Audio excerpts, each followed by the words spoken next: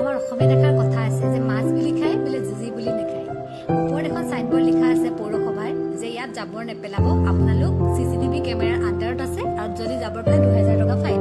কিন্তু তলৰ ছবিখন চাওকচোন, সেই যিখন বেনাৰ লিখি থোৱা আছে তাৰ তলতে জাবৰ পেলাই অৱস্থা বেয়া। আমাৰ অসমীয়া মানুহখন কিন্তু বহুত সাহসী মানুহ, য'ত কামটো কৰিবলৈ মনা কৰে তাতেই কৰি ভাল পায়, নহয়নে বাৰু?